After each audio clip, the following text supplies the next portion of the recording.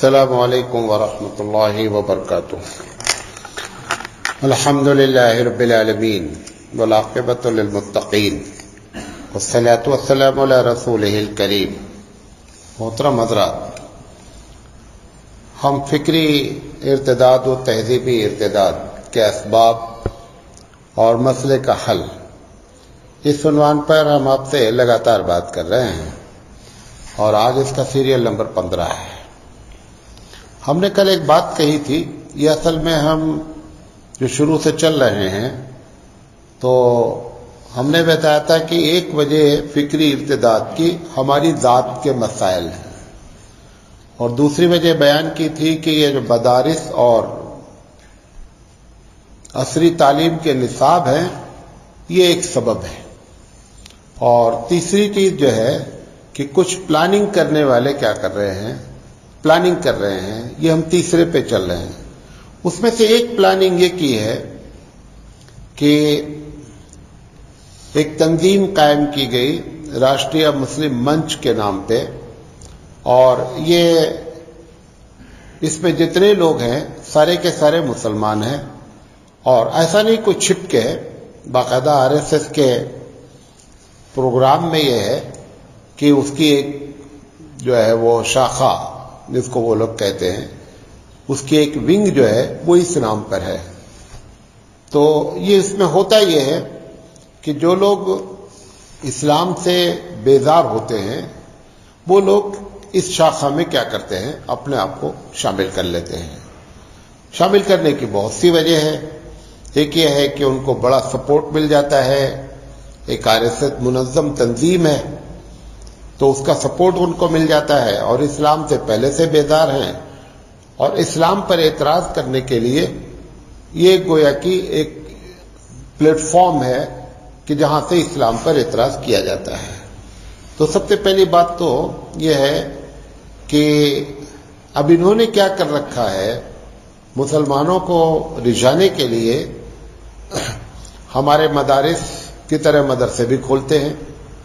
ہمارے مدارس میں ان کے لوگ پڑھاتے بھی ہیں، بعض لوگوں کو معلوم رہتا ہے، بعض لوگوں کو معلوم نہیں رہتا۔ اور تیسرا کام یہ کرتے ہیں کہ اس نظم کے تحت نہیں بلکہ RSS اپنے طور پر پورے بھارت میں کئی لاکھ اسکول چلاتی ہے۔ وہ ایک دو نہیں ہے، لاکھوں کی تعداد میں ہے، جو سرسوتی چین کہلاتا ہے، اور اس میں وہ اپنے سناتن دھرم کے مطابق جو ہے اس پہ بچوں کی تربیت کرتے ہیں۔ خیر، ہر آدمی کو اپنے دھرم سے پیار ہے، ان کو بھی حق ہے۔ ہمارے لوگ اس قسم کا اسکول نہیں قائم کر سکے، اور یہ 100 سال سے چل رہا ہے۔ اب بھارت میں لاکھوں کی تعداد میں اس کے اسکول پورے بھارت میں قائم ہو چکے ہیں۔ وہ اسکول میں آپ کے جو بچے ہیں وہ جب جاتے ہیں تو ان کو پوری طریقے سے ان کو فکری ارتداد میں کیا کیا جاتا ہے، مبتلا کیا جاتا ہے۔ اور ان اسکول میں داخلہ کرانے والے یہ لوگ ہوتے ہیں، کون؟ راشٹریہ مسلم منچ والے ہوتے ہیں۔ وہ لوگوں کو سمجھاتے ہیں، مسلمانوں کو، کہ ان کا اسٹینڈرڈ بہت اچھا ہے، لوگوں نے بدنام ان کو کر رکھا ہے، ایسی وہاں کوئی بات نہیں ہوتی ہے، تعلیم ہوتی ہے۔ ایسی ساری باتیں وہ گاؤں گاؤں میں جا کر کے کرتے ہیں، اور بچوں کو، مسلم بچوں کو وہاں داخلہ کرنے کی کوشش کرتے ہیں۔ گرچہ اس میں بہت بڑی تعداد تو کامیاب نہیں ہو پاتی ہے، لیکن پھر بھی ہر شہر میں 200-400 مسلمان بچے کیا ہوتے ہیں، اس میں شامل ہوتے ہیں۔ تو اب اس مسئلے کا ایک تو حل یہ تھا کہ 100 سال ہو گئے پورے، ابھی 2025 میں تقریباً 100 سال ایک دم کمپلیٹ ہو جائیں گے RSS کے۔ ایک دن بھی، غور سے سنیے گا، ایک دن بھی وہ اپنی پلاننگ کے خلاف یا اپنی پلاننگ سے دستبردار نہیں ہوئے۔ نمبر 1، کبھی بھی اپنے فیل ہونے پر مایوس نہیں ہوئے۔ ایک زمانہ تھا کہ ان کے لوگ ایک سیٹ جیت کر آتے تھے پورے بھارت سے، جو آج بڑھ کر کے 300 کراس کر گئی۔ کیوں؟ پلان کیا گیا۔ ہمارے لوگ جو ہے، ہمارے جو لوگ آزادی میں بہت حصہ لیے تھے، ان کی ایک تعداد خانقاہ کو سنبھال لی، ایک تعداد مدرسے کی طرف چلی گئی اور ایک تعداد ایسی ہو گئی جو سوچ رہی تھی کہ اب ہم نے بہت بڑا کام کر دیا ہے، آزادی حاصل ہو گئی ہے، اب معاملہ ٹھیک چلے گا، ایک دم نیوٹرل ہو گئے. اور ایک طبقہ انہوں نے، ان لوگوں نے، یہ مسلم راشٹریہ مسلم منچ والوں نے یہ پیدا کرنے کی کوشش کی بہت اچھے انداز میں کہ کسی طرح مسلمانوں کے ذہن میں یہ بات ڈال دی جائے کہ اسلام اور سیاست دونوں الگ الگ چیز ہے. اس کا نتیجہ یہ نکلا کہ علماء کی ایک تعداد اس نظریے کی حامل ہو گئی. تو اس طریقے سے انہوں نے جو پلاننگ کی، اس پلاننگ کا رزلٹ نکلا. اور کوئی بھی پلاننگ کرے گا اس کا رزلٹ کیا ہے، نکلے گا. اللہ تعالیٰ کے نزدیک اس دنیا میں اسباب اگر مہیا ہوتے ہیں تو نتیجہ کیا ہو جاتا ہے، برآمد ہو جاتا ہے. اس سے یہ مطلب نہیں رہتا ہے کہ آپ نے تلک لگا رکھی ہے یا ٹوپی پہن رکھی ہے یا ٹائی لگا رکھی ہے، اس سے کوئی بحث نہیں ہے. مثال کے طور پر چھوٹی سی مثال، اس کے پہلے بھی غالباً دیا ہے. شادی، بچے کا سبب شادی ہے. شادی سیتا رام کرے گا تو بھی رزلٹ نکلے گا، اور جان کرے گا تو بھی نکلے گا، محمد احمد کرے گا تو بھی نکلے گا. نہیں، جان جو ہے وہ اللہ کو ٹھیک سے نہیں مانتا ہے، سیتا رام اللہ کا انکار کرتا ہے، رزلٹ نہیں نکلنا چاہیے. ایسا نہیں ہوتا ہے، رزلٹ نکلتا ہے. پتھر کا کام ہے چوٹ پہنچانا. مسلمان کو لگ جائے گا تو پتھر یہ نہیں بولے گا نہیں صاحب یہ مسلمان ہم چوٹ نہیں پہنچائیں گے. پتھر کا کام ہے چوٹ پہنچا دینا. حبیب مصطفیٰ کو جنگ احد میں پتھر مارا گیا اور اس کے نتائج کیا ہو گئے، برآمد ہو گئے. تو یہ اس پلاننگ کے زد میں ہم آئے، اور آنا بھی چاہیے کہ جو قوم اتنے خواب غفلت میں پڑی رہے، کم سے کم 85 سال کے بعد مسلمانوں کو ہوش آیا کہ بھارت میں جب تک ہمارے اپنے اسکول نہیں ہوں گے ہمارے بچے وہاں جاتے رہیں گے اور فکری ارتداد میں مبتلا ہوتے رہیں گے. تو 85 سال پیچھے، 85 سال 85 ایئرس کے بعد ہم لوگوں کے ذہن میں یہ بات آئی کہ ہمارے بھی اپنے اسکول ہونا چاہیے. اور اب دھیرے دھیرے کام ہو رہا ہے. لیکن اب ایک آدمی 85 سال سے ویل اسٹیبلش ہے منظم انداز میں، تو اس کا آسانی سے اتنی جلدی آپ توڑ نہیں کر سکتے. انگریزوں نے بھی اس دیش میں یہ پلاننگ کیا تھا کہ 2 کام انہوں نے کیے تھے کہ ہاسپٹل چلائے جائیں اور اسکول کھولے جائیں. یہ جتنا علاقہ تمہارے آندھرا کا اور کیرلا کا اور تمل ناڈو کا ہے، خاص کر یہاں پر ان کی بڑی بڑی مشنری ہیں، بڑے بڑے ہاسپٹلس ہیں. یو پی میں نہیں چل پایا، بہار میں نہیں چل پایا، مدھیہ پردیش میں نہیں چل پایا معاملہ. لیکن ان سب علاقوں میں جو SC تھے، جن کو وہ دھیڑ کہتے ہیں، اس پر انہوں نے زبردست کام کیا اور اس ہاسپٹل اسکول کے ذریعے انہوں نے ان کو مرتد بنا دیا اور اپنے مذہب میں لے کر داخل ہو گئے. اسلام کے بارے میں بھی انہوں نے ایسے ہی کوشش کی، لیکن اس میں جو ہے ان کو اتنا خاص فائدہ نہیں. فائدہ کا مطلب نہ سمجھے نہ کے برابر. اتنا ہونے کے باوجود بھی مسلمان پر جتنی محنت کی جا رہی ہے اس لحاظ سے مسلمان ڈائیورٹ نہیں ہوتے، مسلمان اپنا مذہب چھوڑتے نہیں. بھلے روزہ نماز نہ کرتے ہو لیکن دھرم کو جلدی سے چھوڑنے کے لیے تیار نہیں ہوتے ہیں. جیسے گجرات میں بہت بڑا فساد ہوا، بہت سے لوگ مار دیے گئے، زندہ جلا دیے گئے، لیکن اس گاؤں کا کوئی ایک کیس ایسا نہیں آیا کہ صاحب اب اسلام پر باقی رہنا مشکل ہے، بہتر یہ ہے کہ ہم سب کیا ہو جائیں، انہی کے مذہب کے ماننے والے ہو جائیں. ایسے واقعات پیش نہیں آئے. مسلمان نافرمان ضرور ہوتا ہے لیکن اپنے رسول سے، قرآن سے، اللہ سے اس کو کیا ہوتی ہے، بھلے قرآن پڑھے نہ پڑھے لیکن محبت بہت کرتا ہے. ابھی عام آدمی کے ہاتھ سے قرآن کریم گر جاتا ہے، ایسے گاؤں گھر میں ہو جاتا ہے، تو وہ بیچارے اتنا زیادہ پریشان ہو کر کے سوال کرتے ہیں کہ مولانا آج ایسا میرے ساتھ ہو گیا، آپ بتائیے میں کیا کروں. اور اس کتاب پر کبھی زندگی میں عمل نہیں کیا ہے، سمجھے نہیں. یہ ایک الگ کیفیت ہے. بعض لوگ یہ سمجھتے ہیں کہ یہ ایک ڈرامہ ہے. ڈرامہ نہیں ہے. ایک شخص نے شراب پی نبی کریم صلی اللہ علیہ وسلم کے زمانے میں.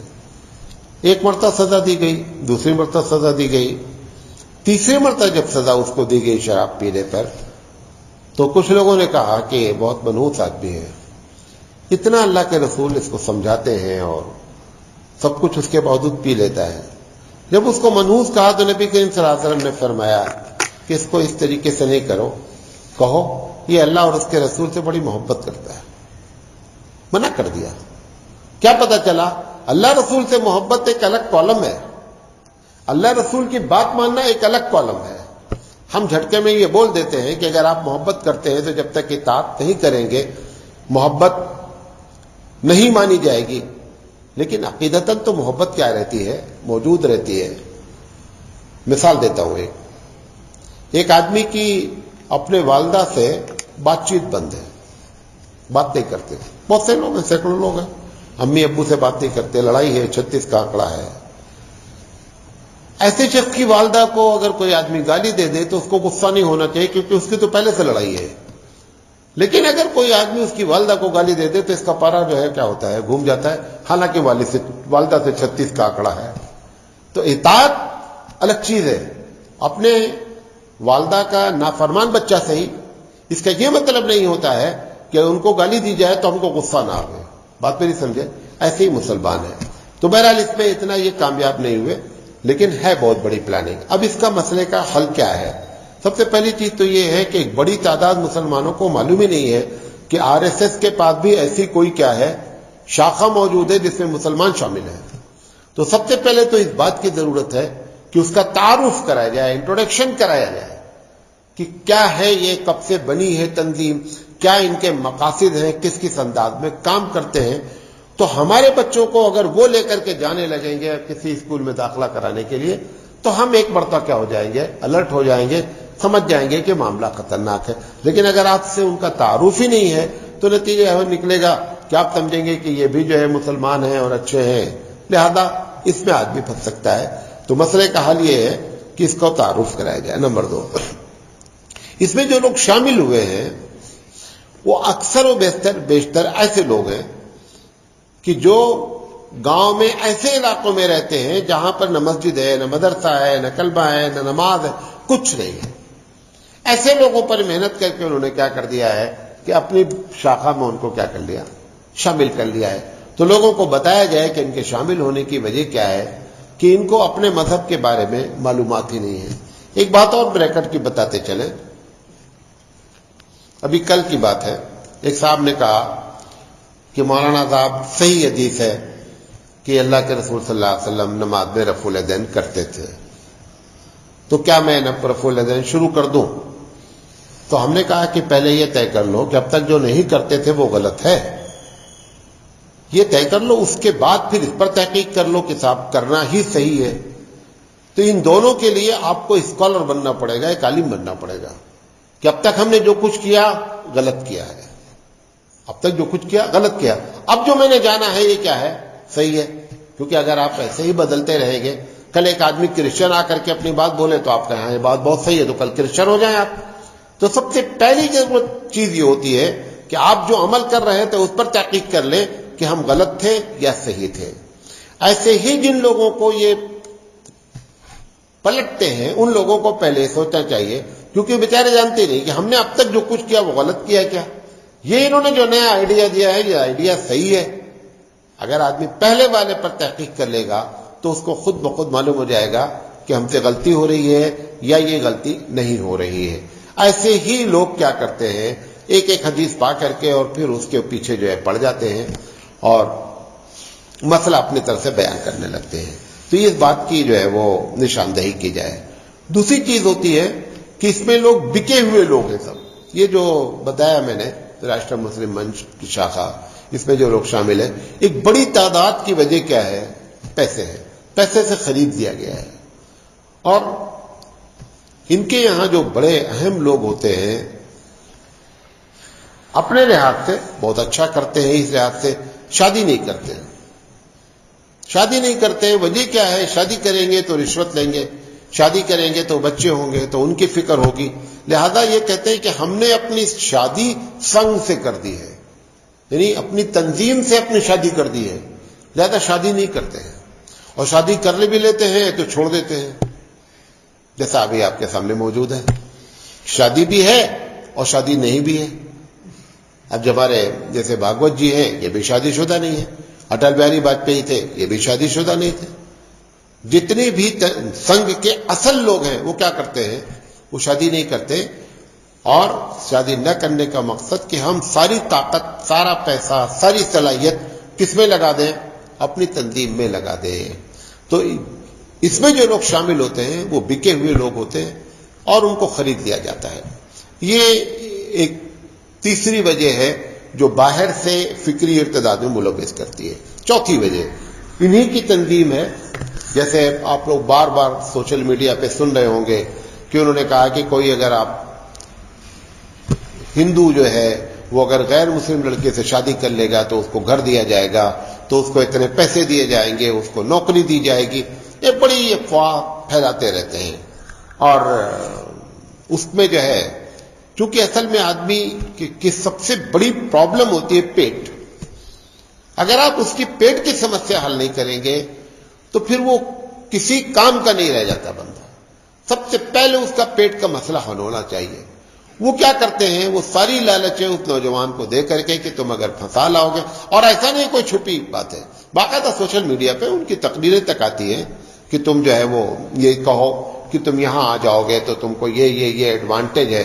میں تو ایک تقریر سن رہا تھا تو اس میں ایڈوانٹیج میں کہا گیا کہ اب تم یہاں آ جاؤ گے، اگر ہمارے مذہب میں آ جاؤ گے، آ جائے گی لڑکی تو تم کو سوکن کی چنتا نہیں رہے گی، کیونکہ ہندو دھرم میں جو ہے وہ دوسری شادی کرنے کی اجازت ہی نہیں ہے۔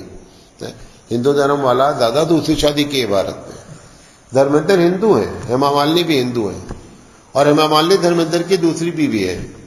جب ان کا دل چاہا دوسری شادی کرنے کا تو دونوں نے کیا کر دیا؟ کورٹ میں جا کر کے کہہ دیا ہم مسلمان ہیں۔ آج بھی وہ مسلمان ہیں قانونی لحاظ سے، بھارت کے سنویدھان کے لحاظ سے، تاکہ ہم دوسری شادی کر لیں۔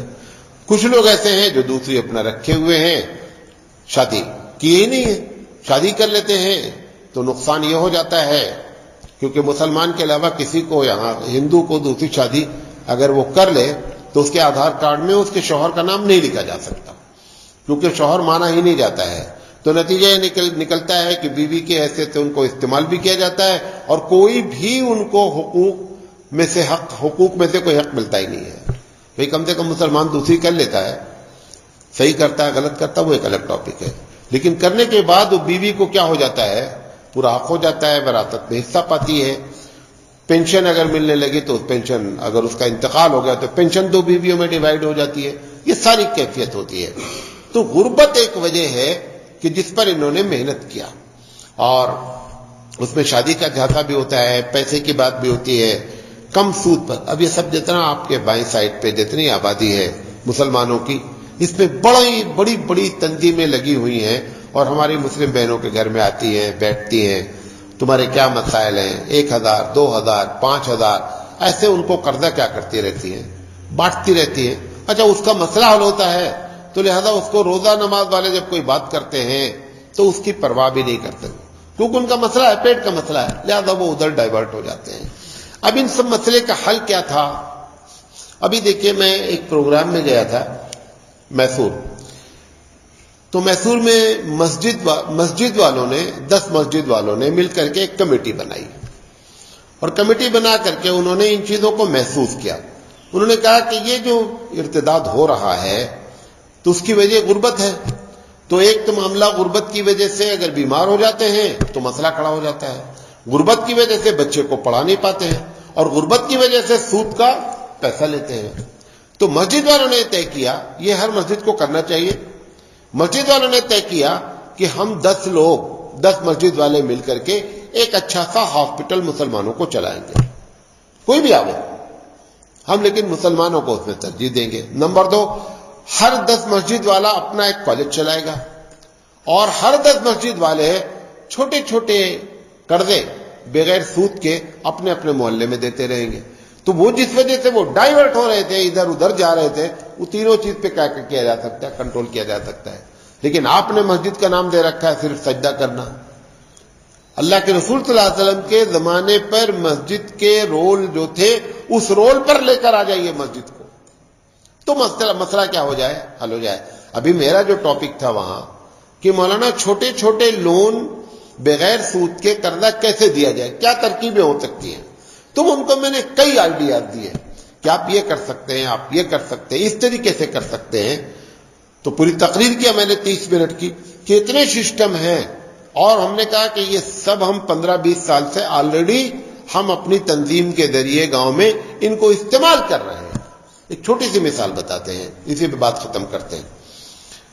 یہاں پہ پورے بھارت میں چل رہا ہے کہ آپ کا مکان ہے, میرے پاس پیسے ہیں, آپ کو پیسے کی ضرورت ہے, میں نے 5 لاکھ روپے آپ کو دے دیے اور آپ نے مکان میرے حوالے کر دیا. اب میں مکان میں فری میں رہ رہا ہوں, کوئی کرایہ نہیں دے رہا ہوں. جب آپ 5 لاکھ روپے مجھے 10 سال کے بعد واپس کریں, 5 سال کے بعد واپس کریں, جب 5 لاکھ روپے میرے پاس آئے گا تو میں مکان آپ کا حوالے کر دوں گا. تو میں نے کہا اس کو بغیر سود ہی کیا جا سکتا ہے. جو آدمی پریشان ہے, آپ 5 لاکھ روپے لے لیجئے ان سے اور مکان بھی لے لیجئے اور مکان کو کرائے پر اٹھا دیجئے. مثال کے طور پر 5 لاکھ روپے کا لیا آپ نے, 20,000 روپے پہ کیا ہو گیا, مکان اٹھ گیا. تو 12 دنے 24, 2,40,000 روپے سال میں آپ کو کرایہ آ گیا. ان سے بتا دیجئے کہ 5 لاکھ میں سے 2,40,000 آپ کا آدھا ہو گیا ہے. ایک سال اگر اور چلا دیے تو 4,80,000 ہو گیا. ان کا 20 روپے آپ دے دیجئے, آپ کا مکان حوالے, 5 لاکھ واپس کرنے کی ضرورت نہیں. یہ سب سسٹم کیا جا سکتا ہے. اگر یہ سب کیا جائے گا تو جو ہماری غربت کا وہ فائدہ اٹھانا چاہتے ہیں اس پر کنٹرول کیا جا سکتا ہے. لیکن یہ سب چیزیں تقریر نہیں بلکہ عملی شکل میں آنا چاہیے میدان میں. جب تک عملی شکل میں نہیں ہوگا تقریر کرنے سے کوئی فائدہ نہیں ہوگا. اب ان لوگوں نے جو محصول کی بات میں نے کی اس کا نام انہوں نے رکھا ہے مسجد ون مومنٹ, یعنی ایک مسجد کے تحت میں مختلف کام ہونا. تو پھر وہاں پہ یہ سارے کا اچھا انہوں نے اس کی فنڈنگ کیسے کیا, اس لیے بول رہا ہوں کہ دنیا سنے گی. تو انہوں نے کہا 4 جمعہ ہوتے ہیں عموماً مہینے میں, 4 تو ہوتے ہی ہوتے ہیں, کبھی کبھی 5 ہو جاتے ہیں. 4 جمعہ میں 1 جمعہ کا چندہ تنظیم کو دیا جائے گا اور 3 جمعہ سے مسجد چلائی جائے گی. اور یہ بتا دیا جائے سب مسجد والوں کو, 10 مسجد والوں کو, کہ بھئی 1 جمعہ کا چندہ تمہارا کہاں جائے گا, ہاسپٹل کے لیے جائے گا, غیر سودی بینک کو جائے گا, اور ایسے بچوں کے لیے اسکول جو قائم کیے گئے ہیں کہ جو فیس دے کے پڑھ نہیں سکتے وہاں جائے گا. تو اس جمعہ کو جو 10 روپیہ دیتا تھا وہ 50 روپیہ اور 100 روپیہ دیتا ہے. اسے معلوم ہے کہ یہ چندہ کہاں جائے گا, تنظیم میں جائے گا. تو لوگ جتنا آپ کے بارے میں معلوم ہوگا کہ ان کا خرچہ ہے اس لحاظ سے لوگ کیا کریں گے, خرچہ دیں گے. ایک دن کا واقعہ ہے یہیں اسی مدرسے کا. ایک صاحب آئے, کھانا جو ہمارا پکتا ہے اس کا مینو بنا, اس کا فوٹو لے کے چلے گئے. آفس میں بیٹھے تھے, میں نے نہیں دیکھا, باتیں لوگ آپ موبائل کو. اس کے بعد کسی دن جا کر کے انہوں نے مطبخ میں جا کر کے اپنے طور پہ پوچھا کہ کھانا کیا پکا ہے. وہ ان کے پاس لسٹ موجود تھی. انہوں نے دیکھا کہ یہ اور یہ دونوں کیا ہو رہا ہے, ٹیلی ہو رہا ہے. مجھ سے میرے پاس آئے, کہا کہ مولانا صاحب یہ آپ جو کھانا دے رہے ہیں اگر آپ نارمل کھانا مدرسے والوں کی طرح دیں تو سال بھر میں آپ کا کتنا خرچہ زیادہ ہو رہا ہے. تو میں نے کہا کہ اگر ہم ویسے جیسے مدرسے والے کھانا کرتے ہیں تو 2 سے 2.5 لاکھ روپے سال میں ایکسٹرا خرچہ ہو رہا ہے, زیادہ خرچہ ہو رہا ہے. انہوں نے 2 لاکھ روپے نکالے. انہوں نے کہا اس سال کا خرچہ یہ ہماری طرف سے. کیوں؟ کیونکہ ان کو معلوم ہو گیا کہ ان کا خرچہ زیادہ ہے. آپ کو چندہ کیوں کم دیا جا رہا ہے جمعہ کے دن؟ انہیں معلوم ہے کہ تم مؤذن کو 8,000 دے رہے ہو اور امام صاحب کو 10,000 دے رہے ہو, تو وہ سمجھتے ہیں کہ اتنے لوگ آ رہے ہیں, اگر 5-5 روپے دیے تو کافی, ضرورت کیا ہے ہم کو 10 روپے دینے کی. اور پھر وہی بات بچے والی کہ جو بچہ اپنی ماں کا دودھ زیادہ پیتا ہے پروردگار عالم اس کی ماں کو دودھ زیادہ دیتا ہے, اور جو بچہ پیتا ہی کم ہے تو رب ذوالجلال اس کی ماں کو دودھ بھی کم دیتا ہے. دادا دینے کا فائدہ کیا, وہ پیتا ہی نہیں ہے. ایسے ہی لوگ آپ کے بارے میں جب ان کو معلوم ہے کہ آپ کے مسجد کا خرچ ہی کم ہے اس لیے لوگ چندہ کم دیتے ہیں. تو اس طریقے سے انہوں نے 1 جمعہ کا پیسہ کہاں لگا دیا, اٹھا کر کے وہاں لگا دیا, اور آرام سے بہت نارمل طریقے سے تینوں کام جو ہے انہوں نے شروع کر دیا. ایسے ہر آدمی کو کرنا پڑے گا, تب ہماری عورتیں, ہمارے بچے اور ہمارے غریب جو ہے نا ان کے چنگل سے بچ پائیں گے. ان کے چنگل سے چھوڑانے کا یہ ایک طریقہ ہے. اللہ تعالیٰ سے دعا ہے کہ اللہ تعالیٰ کہنے سے زیادہ عمل کرنے کی توفیق عطا فرمائے. باخر دعوانا الحمدللہ رب العالمین. سبحان اللہ و بحمدہ، سبحانک اللہم و بحمدک، اشہد ان لا الہ الا انت، استغفرک و اتوب